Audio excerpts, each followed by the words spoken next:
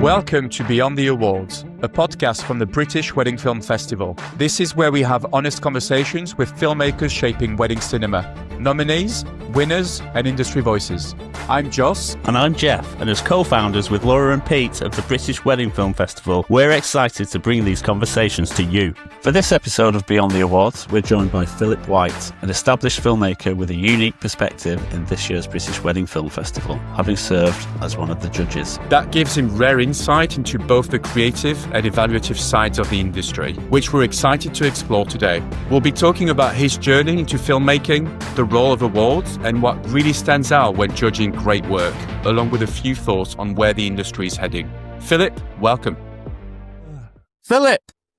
Yo. How we doing? We're good, man. We are good.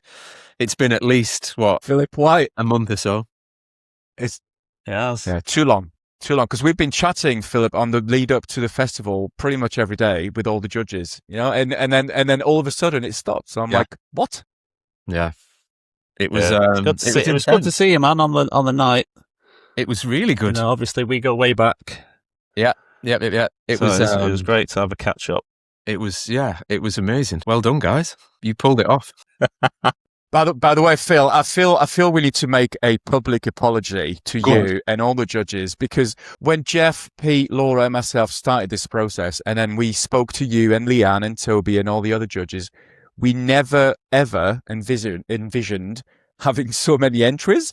So we were like, do you want to watch some cool films? They're going to be about 5 minutes long, and then we end up with 268 entries that we all had to go through. Yeah.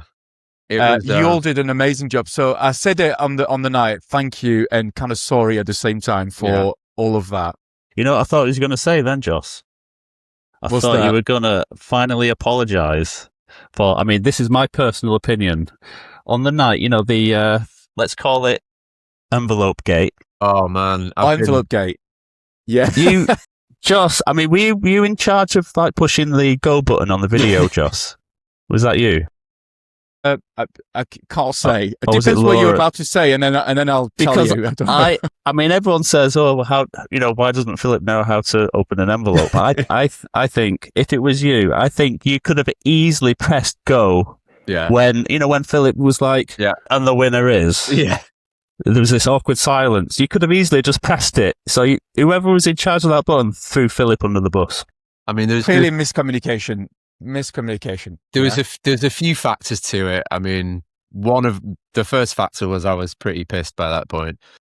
Second factor was I wasn't paying attention to what anybody else had done, really. And but it stuck. I've people are calling me envelope now, so thanks. A5 Philip. Yeah, that's it. Well, no, Philip, thank you. How was that for you, Philip? Actually, the entire experience of being a judge. I'll start with that. There's so many other questions, but because we're on the topic of the festival, it was amazing. It was a slog. It was hard work. It was we all put the miles in, right? We all work so hard. So I think that's kind of the first thing, but bigger picture wise, I'm sure we'll come on to it. I came away being like, oh my God, I'm so inspired by this. So inspired. Just watching so many films and, equally kind of going, well, so people are still working in this way, people are still working in that way, but then you're kind of seeing trends and what's coming through and a lot of it, and we'll probably come on to this, I think some of the stuff that won a lot of the awards or won more of the awards, I'm kind of going, that's really got me pumped to go and start filming again and do something else. But then analysing it and going away and going, why was that? What did I take from these films that have kind of, have inspired me so much? So the whole process has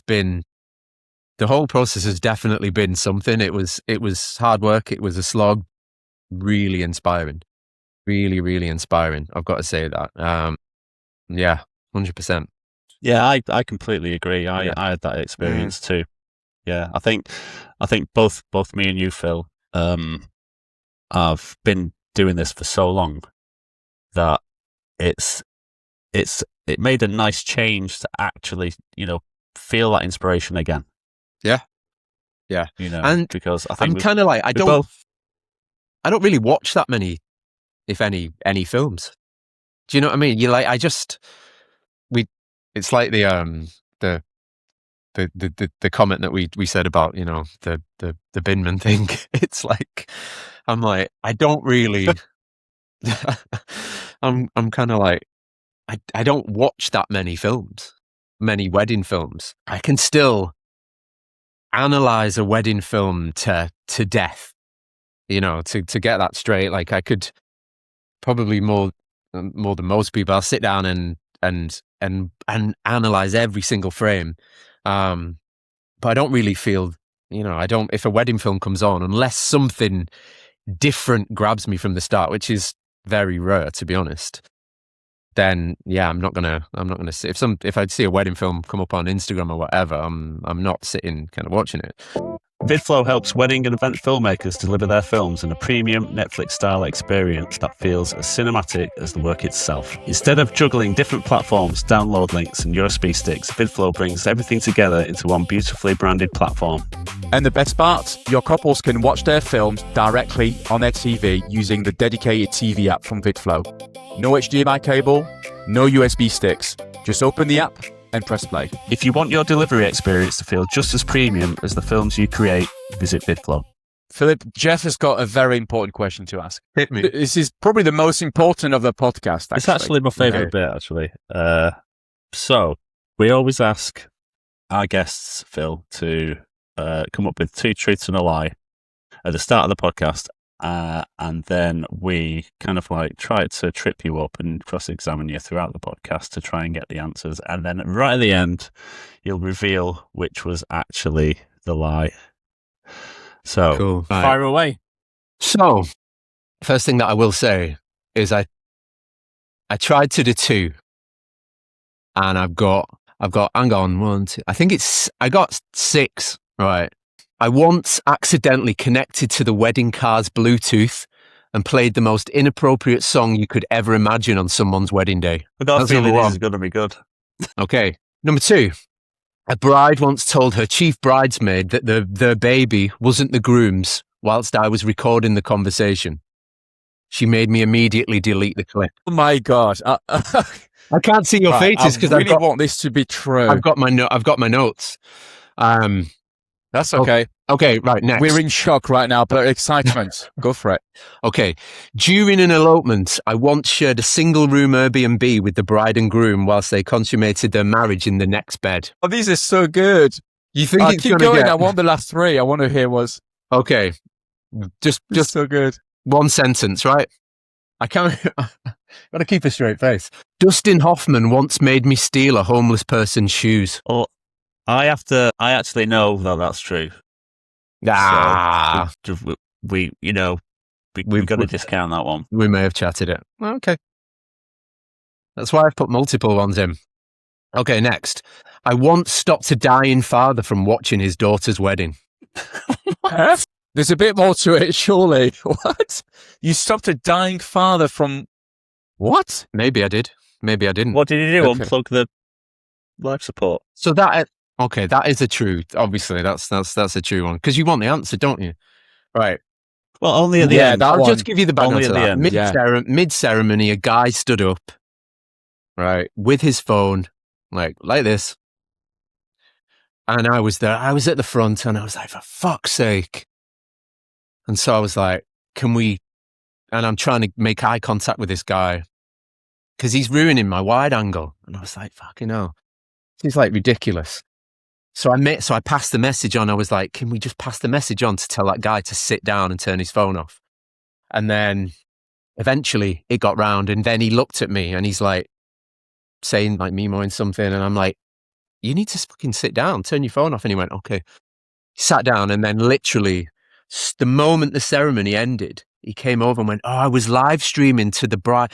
The bride's dad has only got a few hours left to live. And He's in his hospital bed, and Oh my God. and I was streaming the ceremony to him, and I was like, Oh God. "Oh man, I'm really sorry about that." That is, hey, Philip, awful. Philip, that wide angle better be good. It better be a good angle. So I immediately, like, we're talking like same day edits or whatever. I immediately went back to the hotel, like after the wedding, and just went, I'm doing it now. I'm just doing it now. So I stayed up all night. I did all the editing before I even contemplated like leaving, and then got in touch and was like, "Here's your film. It's all ready." Like, and so you saved the day in the end. I saved the day in the end, but That's good. anyway, That's right. good. That's good. Right, 2 more quick ones. I know we need to talk about like serious shit here, but right.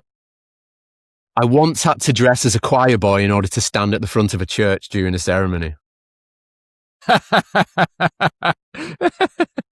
That's hilarious. Oh, whatever. So all these facts, Phil. I need evidence when you tell us which one is true, because that would be gold.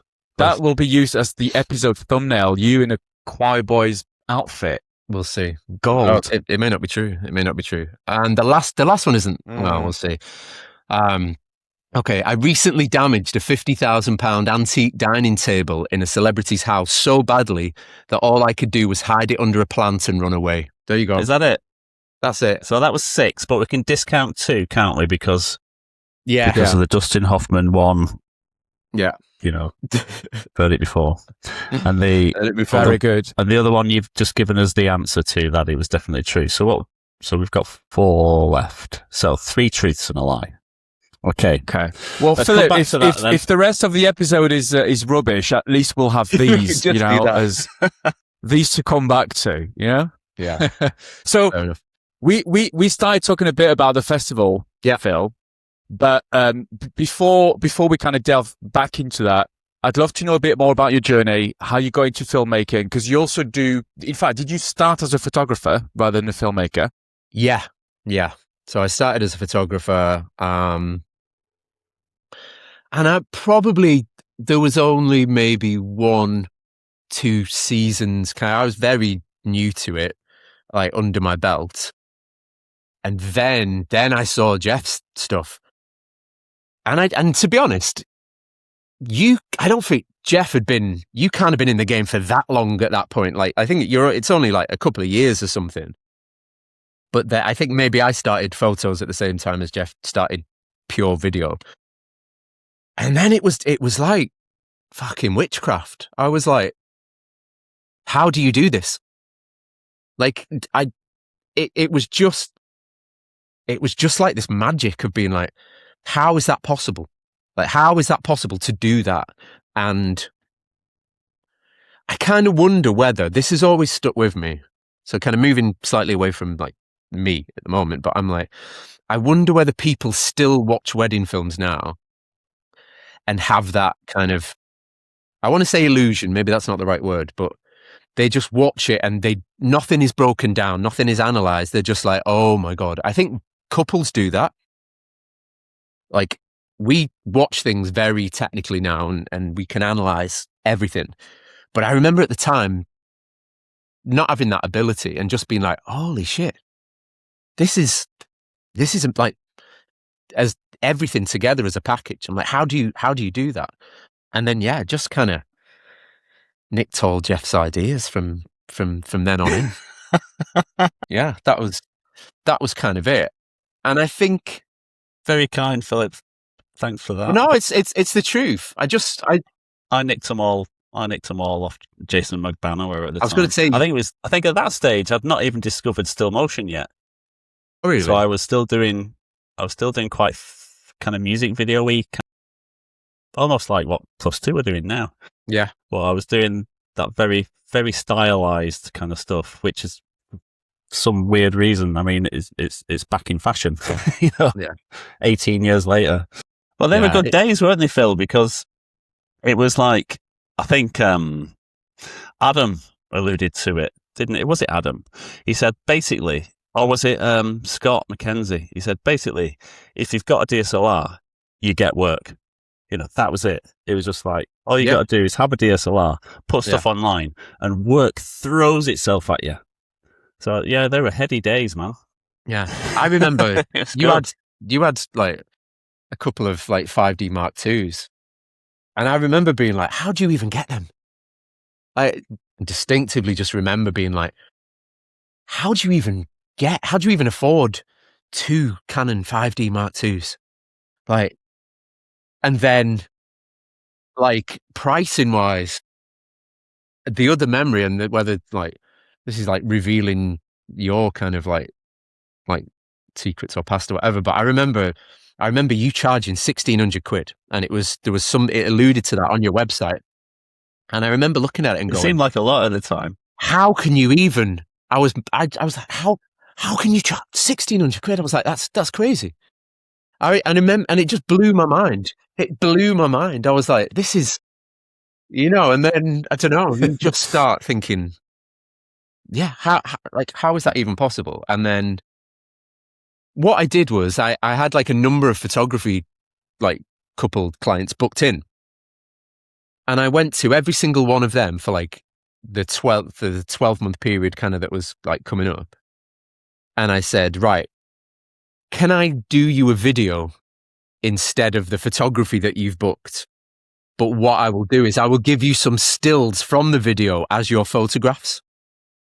And I think I maybe did the group shots as well, just so they had them.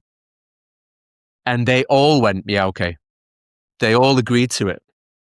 And so I was like, okay, I can start making some films.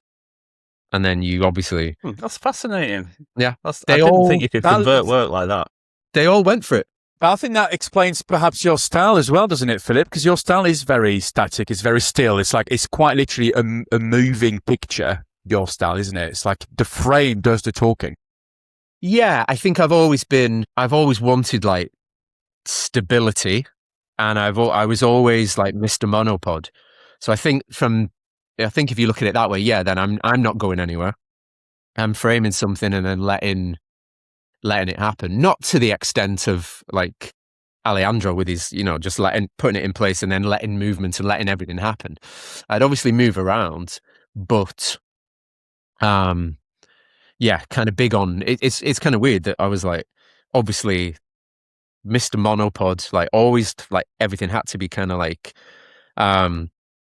like super still. But for years and years and years was like, I want to be rid of this stick. Like I hated it. I was like, I want to be like the photographer. I felt like I'd always rock up at these like events, and there'd always be this cool photographer with just a camera around the neck, not even a strap or anything. And I'm like, I've got to carry a fucking big like pole around with me all day. And it drove me insane. And I think that's one of the reasons that I kind of went to like super slow-mo, was because I could handheld the camera basically. And I'm talking about the limitations of the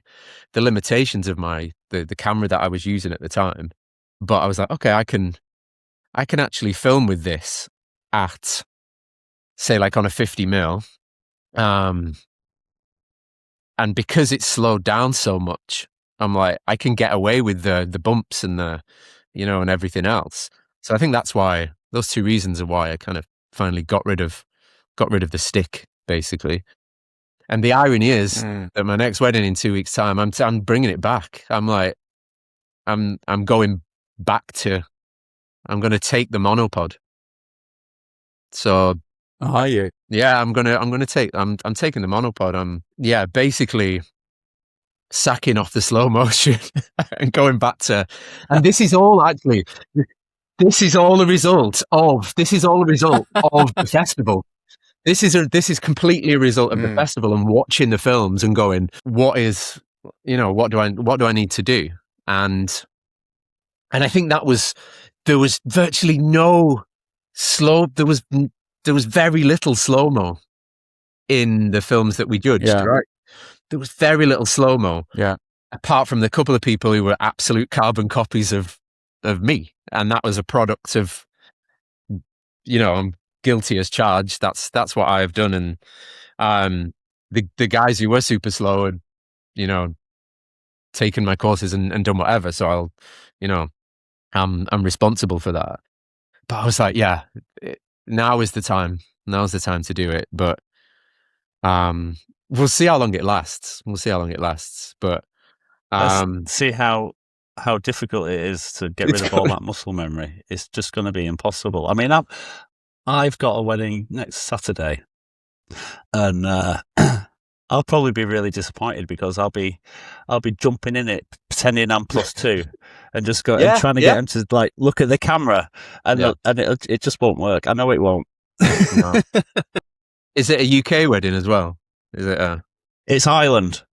I've got a question for you, Phil, because you've been So when did you start? Like almost 20 years ago? No, I think it was 20. Been? Well, yeah, I think on the UK, I mean, globally as well, but certainly UK scene. You're one of the, you've got your course. You've been an inspiration to a lot of people.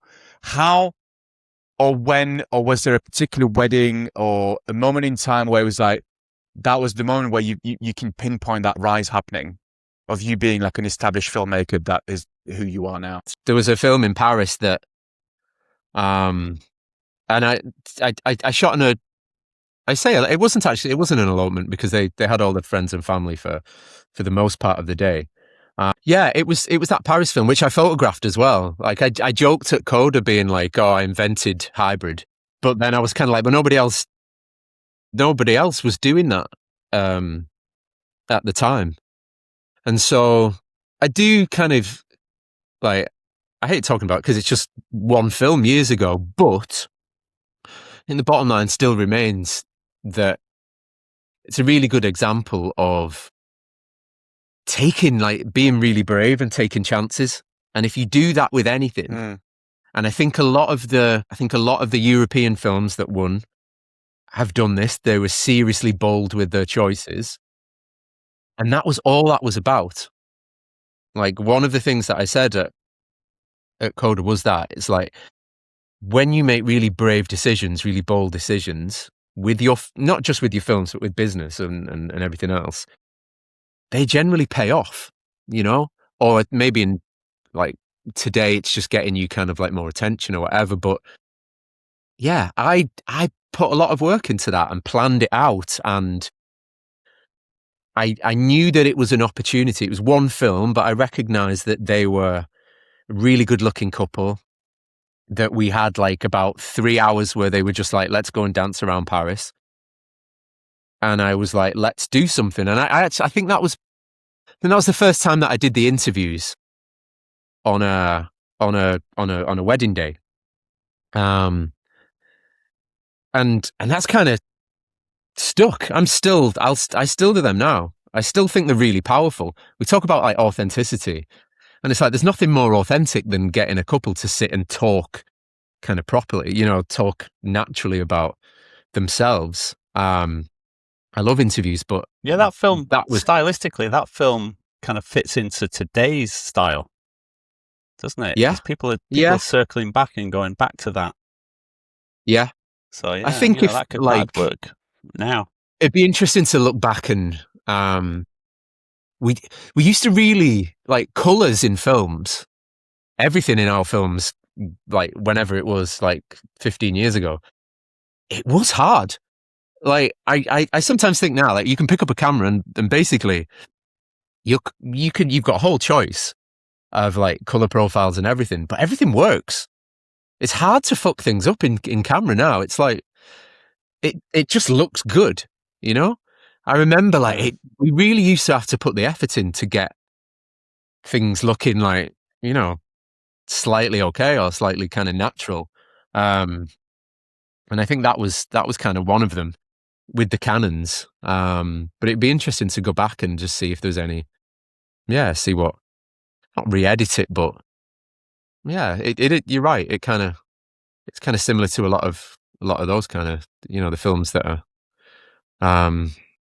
winning everything these days, maybe. I don't know. Yeah. But yeah. So I remember you telling me, one of the things that is really nice about that film is the kind of lens distortion of the interviews. It's almost like Yeah, it almost looks like they're doing it through, one of those peepee holes in a door. yeah. It almost And looks like that. And I remember you telling me someone, I won't mention any names, but someone like sort of gave you some advice and said, I think you've used the wrong lens there, mate. yeah, I remember It's that like, actually. It was so I had two camera bodies, and I was taking all of the photographs with a 24mm fixed lens, and I was filming it with the 85, which I did for like many years. And I think it was purely just the restrictions. We went to do the interviews, I think, just in their bedroom, and there was just no space. And I was like, right, the only thing I can do is put the 24mm on the tripod or balance it on whatever it was, and you've got to sit in front of it. So there's that like kind of distortion. The distortion came from that. But I like kind of didn't really like, I don't know, think about it at the time, but I don't know. It's like that thing of rule breaking, isn't it? Just everyone thinks you have to do this, you have to do this, you have to do this. And I just think, well, no. Sometimes I used to always do it with frame rates that... and everything else. And, I was like, well, if it looks all right, it's fine. Yeah. But I think that's the thing about art is like sometimes it's the restrictions that create the best situations, accidents, Yeah. So I think, and your message before is brilliant. I think fortune favors the brave in this industry. Yeah. Definitely. And I can pinpoint have no fear. Yeah. I can pinpoint so many moments that's happened, and it'll form this chain. Like the decisions that I've made on certain things. I think like sometimes it was like making a really bold choice with the music. I don't know whether it was, I think it was possibly like after that Paris film that like I used like a dance track on something, and then that got some traction. But it was always like bold decisions. The boldest decision, and I think you did the same thing, was scrapping. We used to take all this gear, and like I had a fucking crane. I had like this like 12-foot crane that I used to, and it's not like now. I think you can get fucking cranes that you can put in your pocket or something now. Like it's like, but I genuinely had this 12-foot massive crane, like a huge big crane.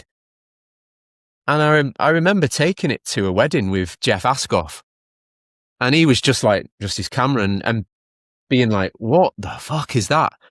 And I had a guy with me, and it took him an hour to build this thing. And it's like, what the hell? And I think it was, either when things break and you're forced into not using them, or you can't get something to somewhere, and you're like, oh, I've got to shoot handheld, or I've got to do whatever. And then all of a sudden you're like, oh, that's... Yeah, I had a massive revelation when I was shooting in Ischia, an island in Italy, and my bags didn't make it, so I literally only had my jeans and t-shirt and a 7200. Yeah. 7200 and one body, and that was it. And when I look back, that was my favourite film from that whole time. So that was a massive learning experience. I remember when I came round your house and you had some kind of sort of like odd, like field recorder, massive screen on top of your camera. Yeah, that's another thing. That's another thing. One of the old like Ninja, whatever it was, or the Atomos kind of like, I bought. They only used that once. Yeah, I bought and this wasn't too long ago. I bought a Cook cinema lens. Like literally, we're talking like remortgaging amounts of money, and I was like, this is going to be the thing. This is going to be the lens that changes everything. And I remember I got on the train to go to London. This guy was selling it from this film studio. And before I went and picked up the lens, I had to go and buy like 1 million adapters, like all these different adapters. And I wasn't quite sure. Yeah, I wasn't quite sure what was going to happen when I connected like this lens to my camera and I just didn't know if it was going to work, what was going to happen, everything else. And so I picked up this lens first off the guy, and he was like, "Are you going to test it?" And I thought, "Yeah, I'll test it." First thing I thought was, "This is so fucking heavy." I was like, "It's like you've just given me this giant weight." Went out into the street in London, put it on my camera. I never forget. I looked through the camera and went, "Holy fuck!" I just went, "That's a movie." I was like, it just looked like I was watching a scene from a film. And I was like, this is it. This Cook lens is everything now. Doesn't take long to be like, you can't move with it. You just can't move from like A to B. And it was good, but it just wasn't sustainable. It just really wasn't sustainable. But even now I can pinpoint clips in those films and go, Jesus, I wish I had shots that look like that, but then couples won't know. Do you know, it's interesting on the kits because like, I know that I moved from one camera, then you get a bit more money, you get a second body. Yeah, and then yeah. I've got a third body because I was like, for speeches ceremony, more coverage, more angles, amazing. But actually, I'm now, and I've done it recently, I've gone back to just 2 camera bodies at weddings because when I introduced this third camera, as much as it gave me more angles, it gave me more responsibilities as a one-man band to have 3 cameras, and I'm constantly between the 3. And in the end, I'm like, I don't like any of this because like, where should this one go so that I'm not in my shot, so that the other tripod's not? It just adds so much complexity to what is actually something simple. A ceremony, nobody's moving, so it should be so simple. And I've kind of just made it so much harder on myself. Now, don't get me wrong. There are times where it's been a lifesaver and it works. And when those 3 angles work together, it's a thing of beauty. But recently I'm toying with this in my head because adding more kit, adding more of this and all of that is like, well, it is good in certain cases, but on the whole, I wonder whether I've just made my life a bit harder with this. Certainly in terms of carrying it as well, that kind of, I mean, it's just a body, but you know what I mean. I had a period when I first started using the Leicas, and I only had one, and I had this one like beast of a camera that was so limited, and I chose it. I chose this camera without looking at anything. Like, I didn't test it. I couldn't really see like the results from it or anything. I just went, I was sick of everything looking the same. I knew that it did video, obviously, and I was like, right, I'm going to get it, and I will make this camera work for me. And so I bought the camera, and I only had one body. But for about 12 months, all I had was one camera body and a GoPro. And that was it. And I'd go around, I'd just put the GoPro on a stand somewhere and use that as like my backup. And I since incorporated that into, you said the word then, like lifesavers, but I've since used like 2 of them and switched to the Insta360s. And I just put like the Insta360s onto light stands. And it's like having 2 extra kind of bodies. And they work kind of well enough. And it's giving you, it's that safety, I suppose, that if something happens or you need to move from A to B and you need to block off your shot or whatever, you've always got a camera running. But yeah, I think, we go round and round in circles, don't we? We want to have like less gear. But it's when you get caught out or when you need that extra things, and I don't know, we do it with sound as well, don't we? We do it with, I go round and round and round in circles where I'm like, do I use the pro lav mics and really take the time to, to mic everyone up? The truth now is that technology has caught up, like post-processing technology, that the TX650s now, I kind of like, I think I started that as a beast by being like, use these. And then all of a sudden, like globally, everyone's got these big fucking horrible sticks attached to them. And I was like, yeah, but the quality isn't great. But now I've gone full circle. Now I'm like, yeah, everyone's just running that through whatever software it is. And it sounds amazing. Yeah. So it does, yeah. But again, I don't think anyone knows, like not anyone, but the struggle that we used to have to get great sound. And like, do you remember, Jeff, you found a tiny little, like a similar thing, like a little dictaphone thing. And I've still got it somewhere. I can't remember the brand or whatever, but like there was this tiny little. How far back are we going here? Oh, years and years and years. And it was a horrible little plasticky kind of like thing that looked a bit like a lighter, maybe a bit like boxy. And it was it. It would record into itself, and you could clip on it. You could just clip it on, and it was like game changer. Oh, I think I remember what you're talking about. Yeah, it's like the size of a lighter, isn't it? Yeah. It's like absolute game changer. Yes, but that's like so much of the kits that we had to like use. It was a struggle to get really good results from, especially in like how kind of our like UK weddings are generally set up, whether it's a dark church or there's other things going on or timings or whatever. Yeah. Well, thank God we've moved away from radio mics, because that was a nightmare. Yeah. Did you ever have it where you got radio mics on everyone, and halfway through the ceremony, like the local taxi firm like starts coming through on it? Yeah. But you'd always have like, I don't know, the priest or someone being on like the same channel, or the singer would be like, you can't use that. Or, I mean, we get it now with the TX650s with people being like, you can't use that, that's going to interfere with whatever. But yeah, to have like, I don't know, like 3 different boxes for every mic. And then, you know, if you were doing it properly, you'd have a mic for every person. It's wild, you know, it's wild. And yeah, I've had things are so much easier now. Kit bags. Kids don't know how lucky they are. No, they don't. They don't know the bomb. We should just give everyone like a Canon Mark 5D Mark II, and be like, go, what can you do with this? And off you go. What can you do with that? That could be here's a new category for the festival next year. Everyone gets the same kit. Yeah. You know? Create a film. Yeah. Even give them the one, like the version before the software where you couldn't control the exposure. I mean, when I first started shooting on 5D Mark IIs, you literally had to half unscrew the lens to lock exposure. Yeah. And you could hack you could hack the firmware on the camera. And it was like, can you imagine doing that now?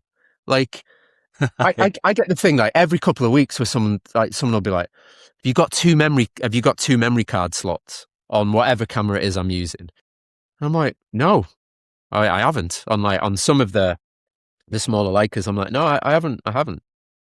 How do you cope with that? I was like, well, we never used to. It was never a thing. Like that never used to be a thing at all. But going back to that last point, you download this like software hack, Magic Lantern. Yeah, and it'd fucking just like it would enable you to shoot like it gave you like a flat profile, or I think with one you could shoot like raw video, right? Yeah. But you'd hear it like chug it. You'd hear it like being like, you're like, oh my God. Can you imagine anyone doing that now? It's mind blowing. It is. It's absolutely mind blowing. Yeah, the barrier to entry now is quite easy, isn't it? Everything's actually really small.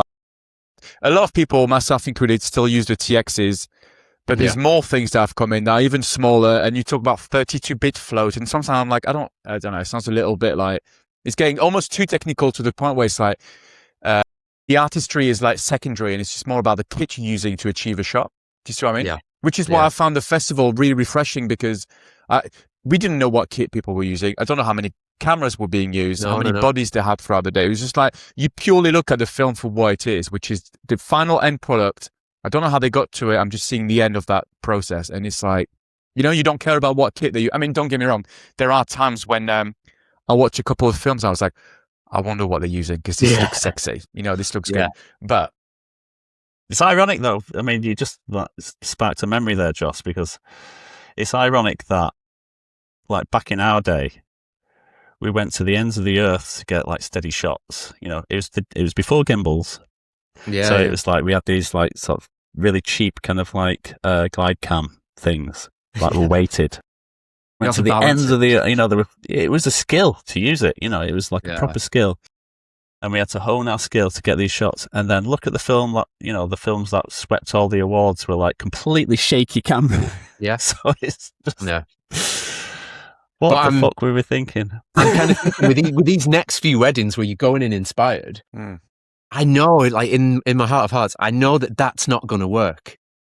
Like, I want to go in and be Mr. Shaky. I want to go in and give it this authentic kind of thing. But I know that that's, in my head at least, that's not going to work for a UK wedding.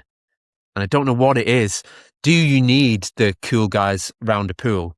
Do you need these multi-events where they're like, oh, we're just having a barbecue on the beach, or we can do whatever, which we genuinely don't get.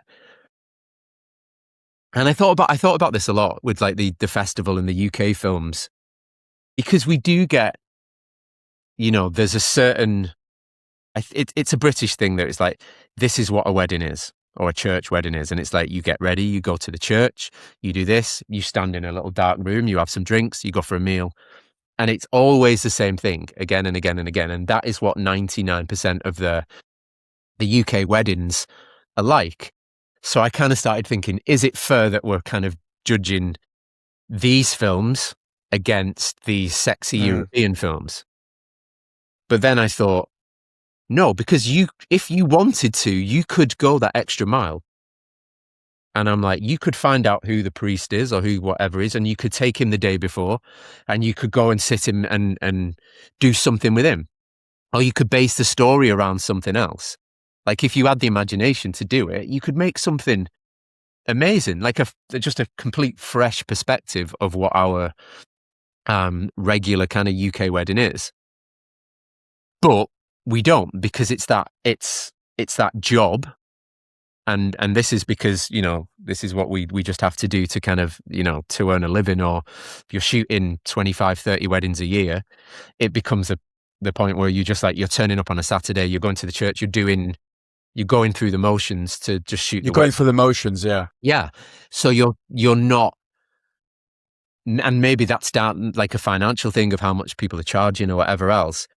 But if somebody wants that portfolio, if somebody wants to do that and take a chance and be bold, then there's scope to do anything. There's scope to do absolutely anything. But I've still not seen it yet.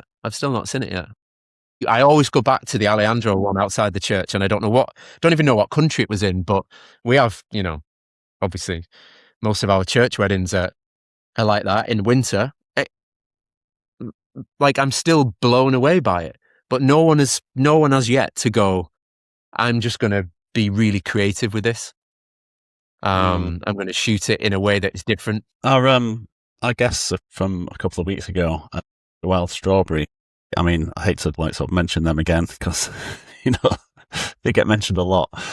But one of their films that they didn't enter into the awards was actually a very, very low budget wedding in like a crappy venue, and then they all play a game in a park, and then they go into their garage full of junk and just mess around with the junk, and it is so good. Yeah, it is so good, and it blew my mind. I just thought that's what happens when you don't have any fear and you just bold. It is. It really is. It really is. But and that is where that's why they've won the awards, because it's taking that chance. It's going back to what we said a little while ago about being really brave. But we're like, whether this is a British thing, I don't know, but it's like we're completely just set in our ways. Like preps, like it was always for years and years and years. It was like, right, we're going filming preparations. I've got to get my makeup shot. I've got to get this, and you'd be there for like 2 hours, and it's like boring, isn't it? Yeah, but it's. Do you know what's interesting? Is that it's also created that mindset in the couple's mind, which is that actually it's really hard to convince a couple that those shots are it's not that they're not needed, but for your approach to filmmaking, it's not what you do typically. That kind of, see what I mean? I mean, we're talking about prep, but it could be another moment in the day. But I guess what I'm saying is the industry, not just us as filmmakers, but couples have been so formatted to think a certain way that changing it is going to take time, and it doesn't just take the filmmaker, it takes the couple to be on board with that approach and to also be bold, you know? Yeah. I think that's the point of the awards, isn't it? Is we wanted to spice things up and make people just be bold and try, different things. Yeah. Yeah. It needs, I don't know. We can't change our complete culture of how our weddings are, but I'm still like, do something, do something different. Try something out and see if it works, but I don't know. It's hard. And I think it's easy for me to say that when I've probably built a career on not showing things. Do you know what I mean? Like I've kind of gone, and actually that's why it's so much harder now. So for the first, I don't know how long, 10 years or whatever, I could shoot 50 weddings in a year and show 2 of them. Cause I'm like, these 2 are the ones that only have perfect elements in them.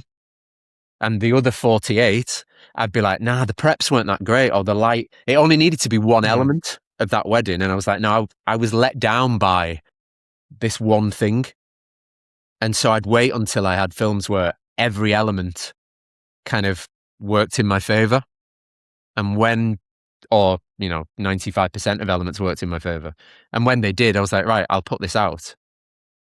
And like, I'm considering like maybe putting some things out on Instagram or whatever, whether it's worth it or not, I don't know. But you go back through like Vimeo or whatever else it is, and you look at stuff and you're like, that's amazing. That's so much more current now. I'm like, why didn't I put that out there? It may have just been that the light in a church wasn't that great, or my angle was restricted during speeches, or something like that. But yeah, Do you think there's more pressure now to put everything out? Do you think like people? I think now with content, like we put something out there and we're kind of like really kind of like hesitant about it, and we're like, is this the right thing? Should I be putting out? Is it giving the right message? That tiny bit of content is just pales into insignificance. So if we look at either, I don't know, whatever we're talking about, 10 years plus, we'd put that one thing out and it was a big deal. Whereas now there's about a gazillion more people doing it, and they're also putting content out about 100 times a day. And also the content that they're putting out, people want, like, authenticity is the thing now. And it's like I always say, before COVID, there was no interviews on TV that used Zoom. I think I said this during the judging kind of calls that we had. That like, it was all like professional cameras and it all looked amazing. It was lit incredibly. Then during COVID, everyone was interviewed in their bedrooms, like at home using Zoom. Well, COVID's gone away, but that's still a thing. Like, we're still interviewing people at home, and it's kind of like it's representative of like where we've gone with like people with that authenticity. People don't mind. I mean, it's a whole kind of new conversation, but I see more and more and more things online with, like, I say kids, but like younger people doing what we do, whether it's video or photos. And it's almost like the more unprofessional it is, the more traction you get. And I said before about like, it doesn't matter if you're like holding a screaming child or you've got your laundry behind you or whatever. It's like, oh no, that shows that they're a real person. Whereas I feel if we were going to put something out online, we're conditioned to think we need the lighting to be great, we need the backdrop to be good, and that's what we do with photo and video. Whereas, yeah, I think the new kind of generations coming through doing it, it's not about that. It's about just making it real and I think that's why the camcorder thing now has just been, everyone's like, get a camcorder, and I'm like, yeah, I don't know. I don't know how I feel about a lot of it. Super 8 is like another one where it's like, yeah, it looks cool, but are the couples who are looking at their Super 8 like, if all that they've got is Super 8, in 10, 15 years time, are they going to be like, why the fuck did we do that? We can't see anyone, or we've no sound, or we've no, so yeah, I'm quite conscious of that, but it's a minefield. It's an absolute minefield. Mm. In my opinion, I think the industry just forgot to have fun. Yeah. When you look at, some of the more influential filmmakers now, like, for example, the Wild Strawberry used a drone crash as a transition. Yeah. A drone crash. And it's like, yeah, why not? Yeah. What? It's that fun element. Because I remember when I used to gang up with Mike and Rich from Real Vision, and we used to dick about, and put it all on Vimeo and just have fun with it. Yeah. I miss those days. I think that's what our industry should be doing. Especially, it's weddings. They're fun. Yeah. So I think, the more you can just throw caution to the wind and just try shit and, just have fun with it, I think the better. Yeah. But, I think when, I don't know, when you like Mr. Slow-Mo and Dark, and it's like, what's the slowest music? What's the most kind of like emotional, cinematic music? How slow can we get this? How dark can we make the film? And it's like, if it works, if all the ingredients come together, it's like, oh, that can be beautiful. Or you're like, okay, but we've moved away from, we've moved away from that. Then it is about fun, but then again, putting that fun into our style of, we think that, our British kind of weddings are like, pretty fun, but they only kind of go fun on a dance floor later on. Like, up to that point, it's a serious kind of, everyone's nice and serious and prim and proper and whatnot. But there's, again, going back to it, I think the festival and watching those films, and I'll be honest, the European films especially, just gave that inspiration to go, actually, no, this is what we need. This is what we need to do. And it's just backing up what I've been thinking for 6 or 7 years. And Scott.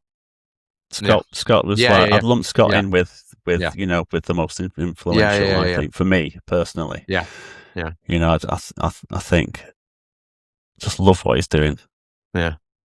I kind of think, does that mean stripping back as well? Does that mean just going, I'm just taking just one camera body and just getting in amongst it and just filming whatever?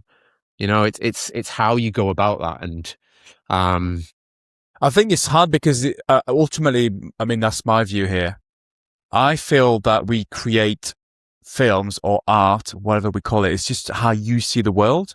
And as much as I feel inspired by the festival, and I'm taking a lot into this season, I also don't want to go to the extreme of feeling like I have to reinvent myself. Not like I'm super established. That's not what I'm saying. What I'm saying is, like, I have a particular perception and view on a wedding day. Yeah. And I always look for emotional moments. That's how I see the world. I'm very close to my emotion, that kind of thing. So I want to find couples, or I want couples to find me that align with that vision. Yeah. Do you see what I mean? Yeah. So it's like, I'm also, I guess what I'm saying is I'm scared of completely pushing the envelope creatively, because that's also ultimately, as much as I've liked and I've loved seeing some films at the festival, that is not who I am deep inside. And it's very much a fine line between, like, this is clearly what the trend is at the moment. Is it a trend? We don't know, but currently it is. It's what's in fashion, I guess. And I'm like, I don't want to completely change what I'm doing just because, like, someone else is doing it really, really good. Can I do it better? I don't think I could, because that's not how I'm wired. You know? Like, and that's not me sticking to my guns and being like an old fart, because I'm not. That's me saying I know who I am, and my creative voice is just down a different path. It's not where someone else is. Yeah. I think the way that the industry's changed Yeah. Now I'm Sorry, saying Philip, I'm go moving on. from slow-mo and back to something a bit more kind of real, I suppose. I feel like I have to. Mm. Like it is that it's that's not a trend, but going, I feel like that's needed. I feel like Yeah. I have to do that Yeah. in order to continue to get work in the future. Because I don't know, my work comes from like select kind of like clients who just appreciate that and they get it. And we're always like really in line with each other. But then it becomes hard when you're waiting just for those magic clients to come along, right? Yeah. When you're like, Yeah. you've got to be rich and artistic and, and blah, blah, blah. And you're like, there's a danger, if we talk about business or whatever, there's definitely a danger that you could just wait and go, well, I'll wait. And then they don't come along.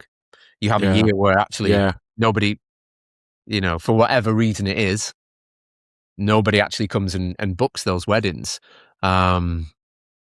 Which is, I don't know, pricing and everything else is a whole conversation in itself. But things have, even on that note, quickly, like things have changed massively. There's a lot of like memes and stuff like I've seen recently where people are like, I could just click my fingers and charge like 8, 9, 10 grand for a wedding, and it's like, now it's like those days have gone, and I've known so many videographers and photographers who can't do it anymore, who don't do it anymore because they've stuck to their guns and they've gone, I'm the artist who I hate the phrase, but they're like, I won't get out of bed for less than 10 grand or whatever. Yeah. Yeah. Well, what are you doing? You're not in the business, you're not in the industry anymore.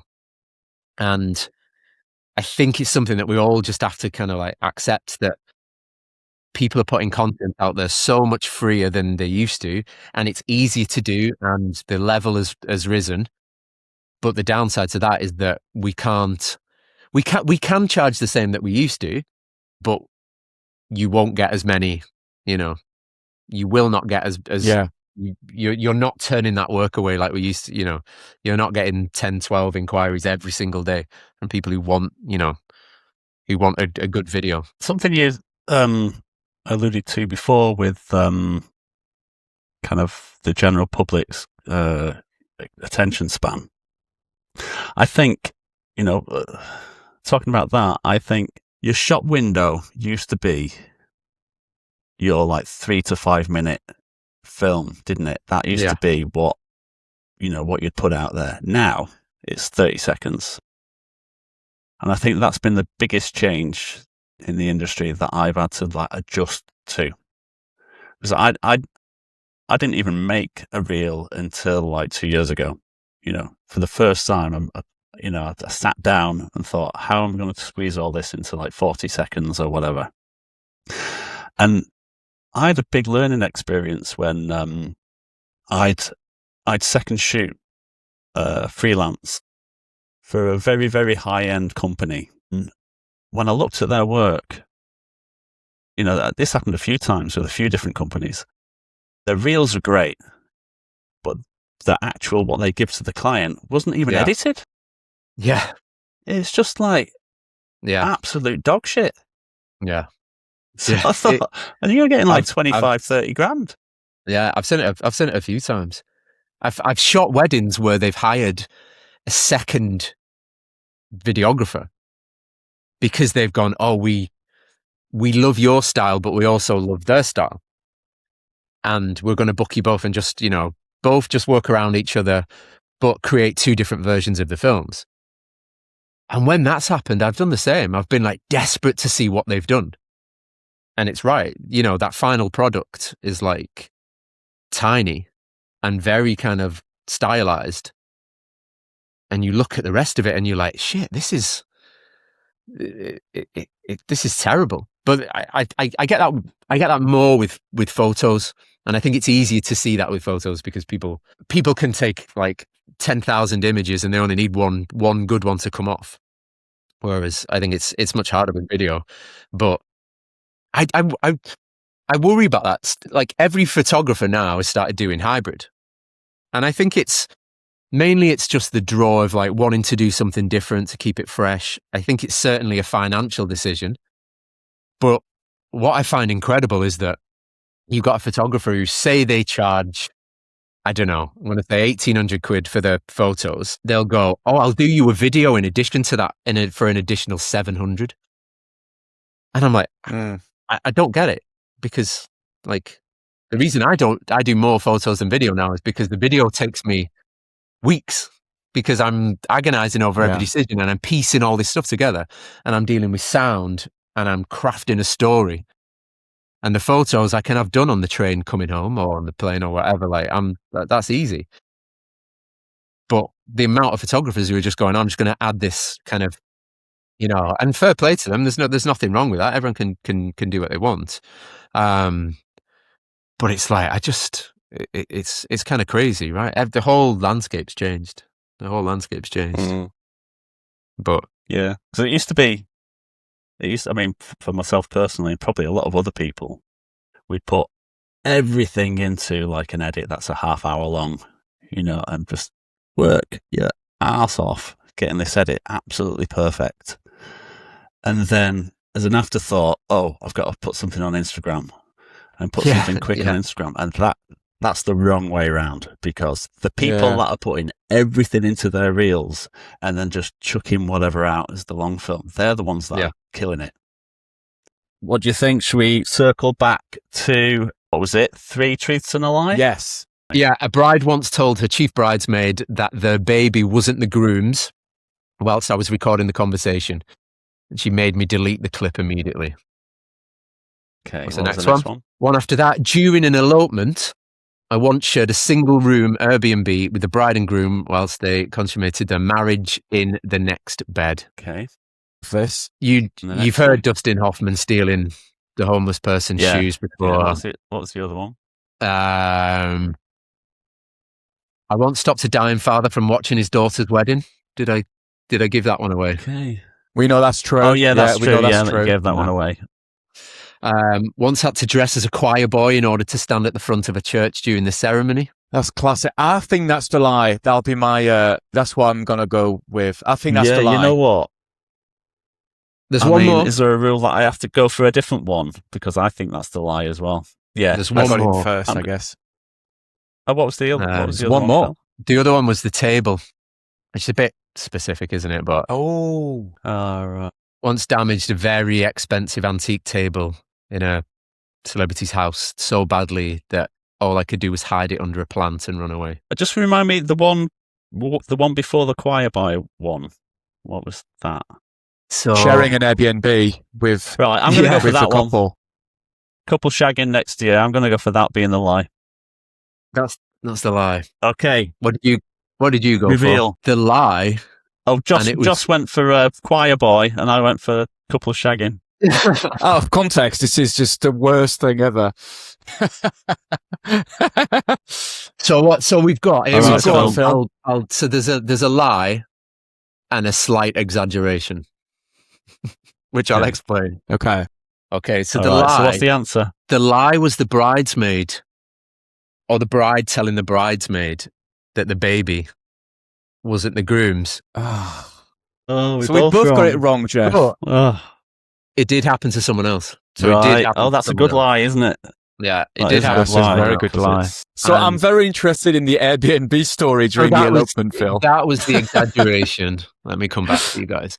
That was the exaggeration in that we was with them for 2 nights, and in the first night we did share a single room, which was really awkward. And then the second night we may as well have been, so it was me and a photographer and the bride and groom. And we were in this paper. It was just, there was 2 rooms in this little Airbnb, but we may as well have been in 1 room. So that was a slight exaggeration that me and the photographer went to bed. So it wasn't. That's half a point for me, surely. Yeah. It is half a point for you. Almost a lie. We lay there literally for half the night, just looking at each other as this headboard behind us in the whole room just was banging against the wall. Oh no.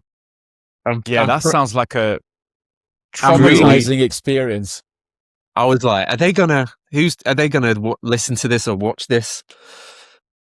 Possibly, but yeah. Funny. I could have given you literally. There's like a notes section on my phone that's like crazy shit that's happened at weddings, and they've all just got like they've all just got like a one-line title. Do we have to put an adult rating on this podcast, do you think, Joss? Probably not. Probably not. But and what was the choir boy idea then? So what that actually happened? Yeah, that actually happened. That's the best. Yeah. He was like, that's the best. Love that. It was like, you can only be at the front. The thing nowadays, right? If I'm shooting a wedding in a church, I ain't going near the front. Like I don't even need to question it. I'm going to shoot it down the aisle. I'm literally going to shoot it down the aisle. There was this obsession with being like, I've got to get this up front, and I've got to get this angle and that angle and everything else, and being devastated if you couldn't get that. And for some reason, the priest was like, well, you can hold it, but you've just got to stand in this line with these guys. So I robed up. So funny. I completely robed up. I could probably... That's the best. Like, I don't know. I could probably find out who the photographer was through the archive and see if there's a... Get the my proof. God, if there's a shot of this, hilarious. I think if there was a... Picture it like a choir boy with a... Did you have your monopod as well at that point, Philip? Yeah. Yeah. I'm pretty sure if there was like evidence of it, I'd have it, because I like collecting the evidence. Well, you know what? This has been a fun one, hasn't it? It has been very good. Quality stories. Love it. Yeah, thanks for coming on, Phil. It's been no worries, guys. Ace. Yeah, we need to. Can't wait to see you again next year for the party. Indeed. And I'm definitely coming to the after party next time as well. Cheers, guys. Yeah. Cheers. Thanks, Phil. Thanks a lot.